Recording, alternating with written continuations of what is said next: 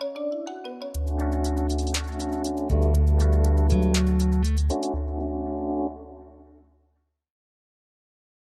semble que l'ancien président des États-Unis, Donald Trump, projette de se réélire aux prochaines élections. Donc, est-ce que ce serait une manière pour lui d'accepter sa défaite à ces élections-là? En tout cas, de ce côté de l'Atlantique, pour nous, on a plus ou moins considéré que Biden est président des États-Unis. Plein de personnes s'en réjouissent, d'autres pas tellement, d'autres ne savent pas quoi en penser. Le philosophe et essayiste et homme politique Luc Ferry nous disait ceci: personne ne semble s'en inquiéter tant que le départ de Trump enchante. Mais la gauche américaine, majoritaire au sein du Parti démocrate, défend des valeurs qui sont aux antipodes de notre modèle républicain. Alors, est-ce que les Français devraient avoir peur de cette élection de Biden? Christelle, qu'est-ce que tu en penses? Intéressant cette citation. Je soulève plusieurs choses. Alors, un petit détail technique. Donald Trump est toujours président des États-Unis. Et C'est il vrai, l'est, donc je n'avais pas tort. c'est ça. Et il le sera jusqu'au mois de janvier. Donc Biden est considéré comme président élu.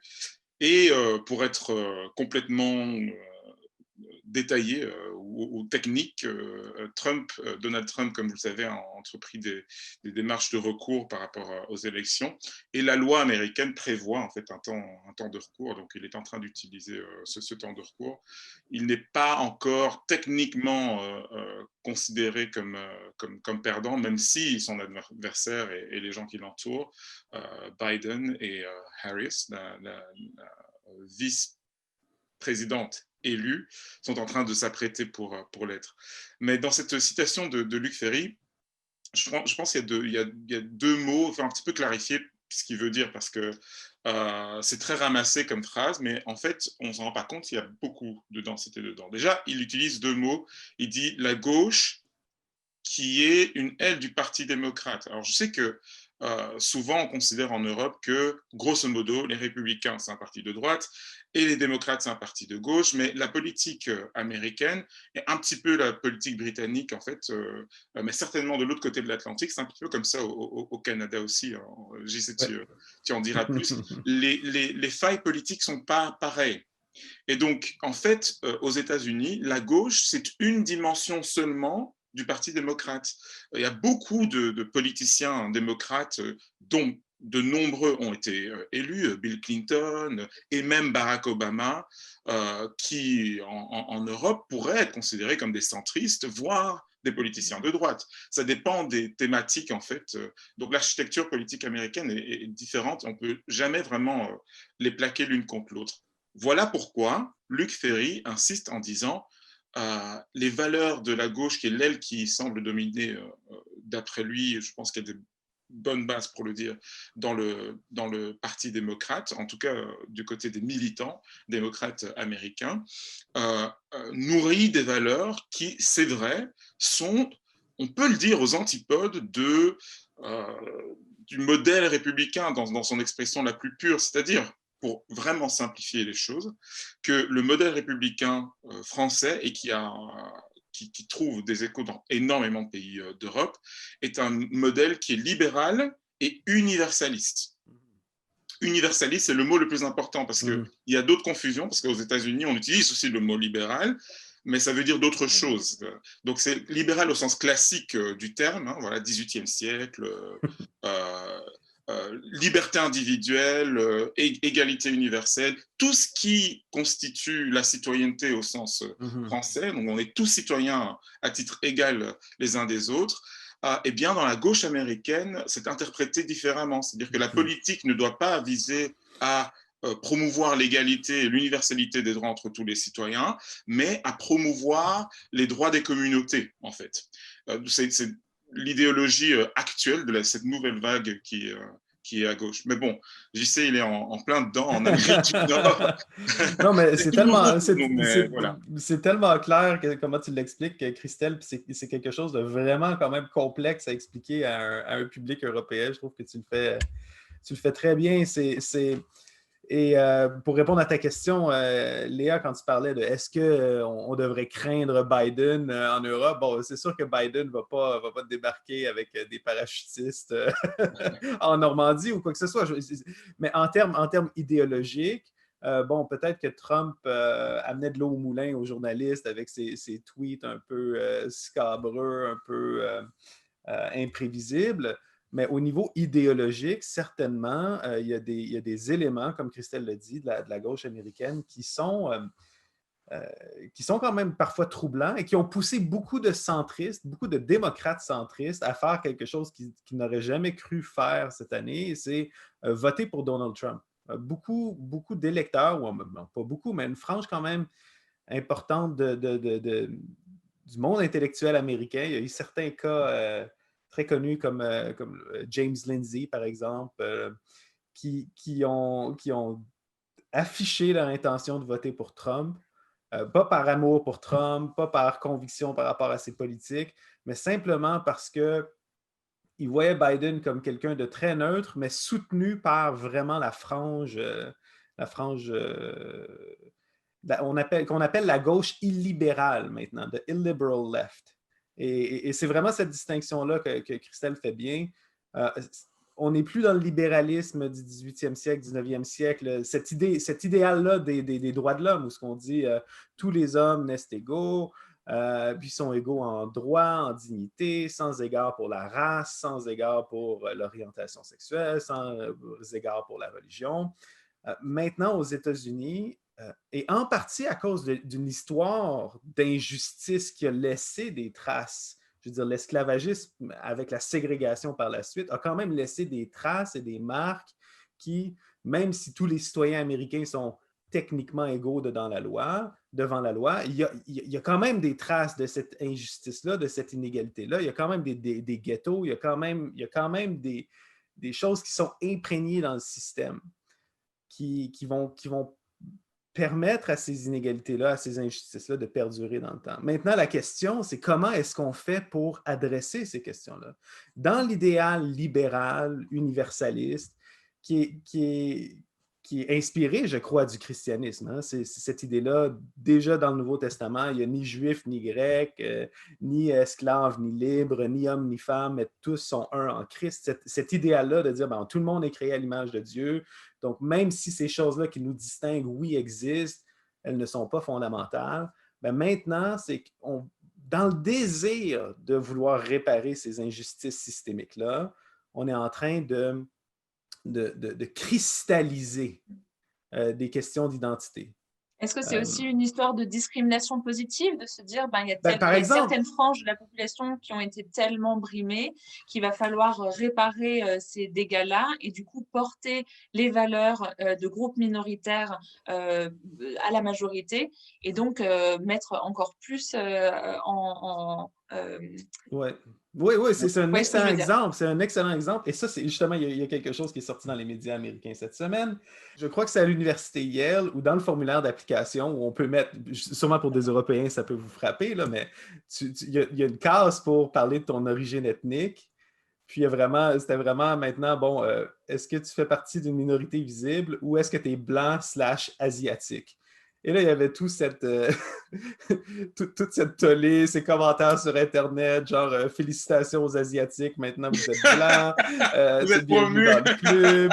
Mais je veux dire, je peux comprendre que l'intention est bonne parce que tu as vraiment des situations, si jusque dans les années 60, il y a des universités qui n'acceptaient pas d'Afro-Américains, ben 2 ou 3 générations après, ça laisse des traces, comme une université comme Duke, je pense qu'on en a déjà parlé, qui, mettons, va favoriser. Si ton père, ta mère, si tes parents ont déjà assisté à l'université Duke, ben tu as comme un privilège pour rentrer à l'université.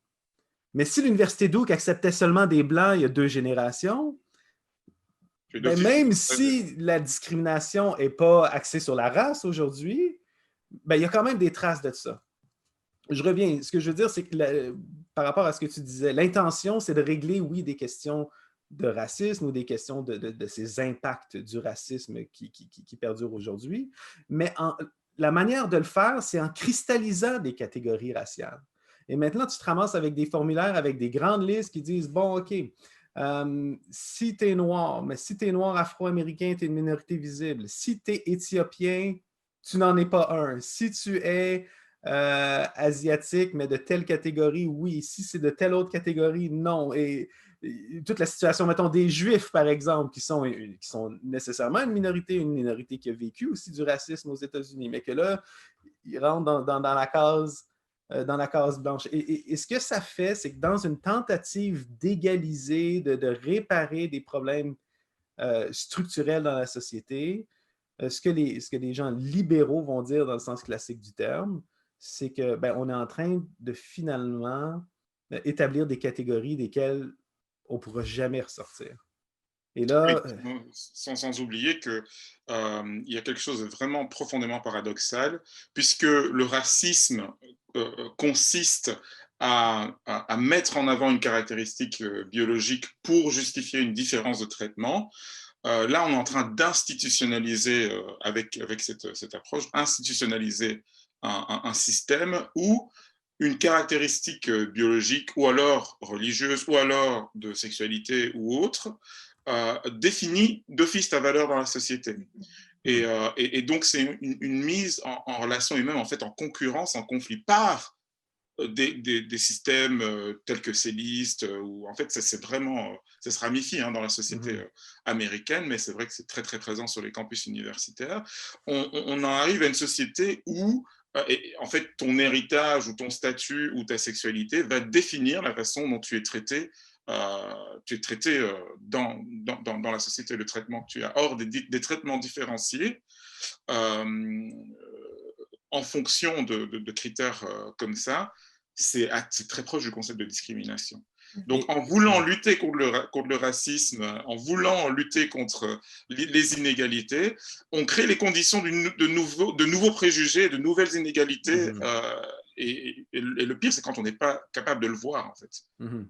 Puis, cette idée-là de cristallisation des identités ou des communautés, ce phénomène-là vient en partie en tout cas, c'est la faute à la France encore. C'est la faute aux intellectuels français, aux Michel Foucault, aux Jacques Derrida, aux déconstructionnistes, aux Jean-François Lyotard, qui ont été enseignés dans les universités américaines dans les années 70, qui ont beaucoup influencé ce mouvement idéologique éveillé qui prend ces choses-là. Et donc, non seulement la catégorie de race devient quelque chose de cristallisé pour